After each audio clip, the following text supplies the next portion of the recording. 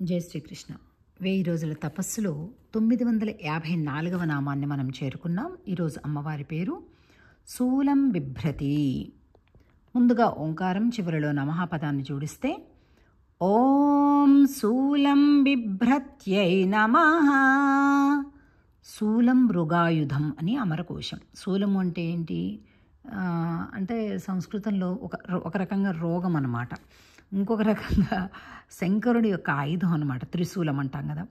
అలాగే భక్తుల యొక్క శూల రోగాలన్నింటినీ నివారించి వారిని కాపాడేటటువంటి శూలమును ధరించినటువంటి అమ్మ, శత్రువుల్ని సంహరించే శూలాయుధాన్ని ధరించినటువంటి శూలపాణి, మహిషాసురమర్ధిని అని అర్థం అన్నమాట.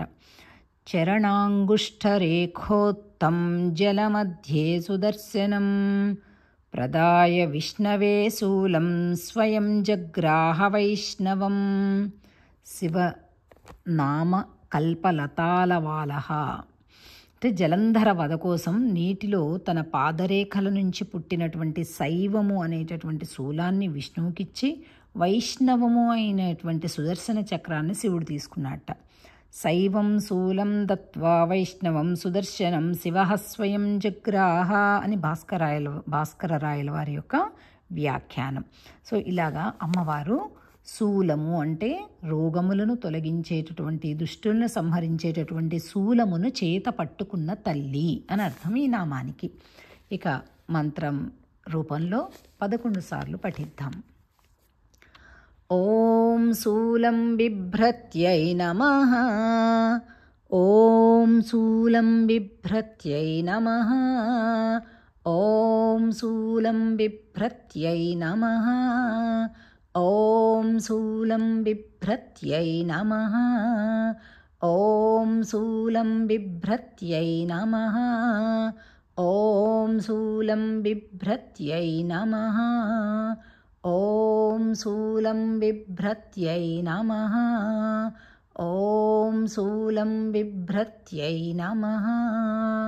ఓం శూలం బిభ్రత్యై నమః. ఓం శూలం బిభ్రత్యై నమః. ఓం శూలం బిభ్రత్యై నమః. ఓం శూలం బిభ్రత్యై నమః. ఓం శూలం బిభ్రత్యై నమః. ఓం శూలం బిభ్రత్యై నమః. ఓం శ్రీయై నమః. జై శ్రీకృష్ణ. శ్రీ గురుభ్యో నమః. సనాతన ధర్మాన్ని మరల పునరుద్ధరింపజేసి హిందూ పతాకాన్ని వినీల ఆకాశంలో మరలా రెపరెపలాడించినటువంటి ఛత్రపతి శివాజీ గారి జయంతి శుభాకాంక్షలు తన తల్లి అయినటువంటి జిజియాబాయి ద్వారా రామాయణము, భారతము విని వీరగాథల ద్వారా వీరత్వాన్ని పొందారు. భాగవతములోని బలిచక్రవర్తి యొక్క కథనము ద్వారా దాన గుణాన్ని అలవాటు చేసుకున్నారు. తల్లి ద్వారా పరస్త్రీలను గౌరవించాలి, పరమతములను గౌరవించాలి అనే దానిని ఆచరణలో కూడా చేసిన వ్యక్తి శివాజీ గారు. దీనికి ఉదాహరణగా ఆయన ఒకానొక సందర్భములో తన దగ్గర ఉండే సేనాధిపతి ప్రక్క రాజ్యం యొక్క రాజుగారి అందమైన కోడలని బహుమానముగా తెస్తే ఆమెలో మాతృత్వమును చూసి ఆమెకు నమస్కరించి కానుకలు ఇచ్చి తిరిగి రాజ్యానికి పంపించారు. అలాగే నాసిక్ నుంచి మెద్రాస్ వరకు 1200 కిలోమీటర్లలో 300 వరకు కోటలను ఆయన ఆక్రమించుకున్నప్పటికీ ఏ మతమునకు చెందినటువంటి ఏ ప్రార్థనా మందిరమును ఎప్పుడూ ఆయన కూలదోయలేదు. అంతేకాకుండా 1674వ సంవత్సరం ఫిబ్రవరి 6వ తేదీన క్షత్రియులందరూ రాయగఢ్లో ఆయనకు ఛత్రపతి అను బిరుదు ప్రదానం చేసి సన్మానం చేశారు.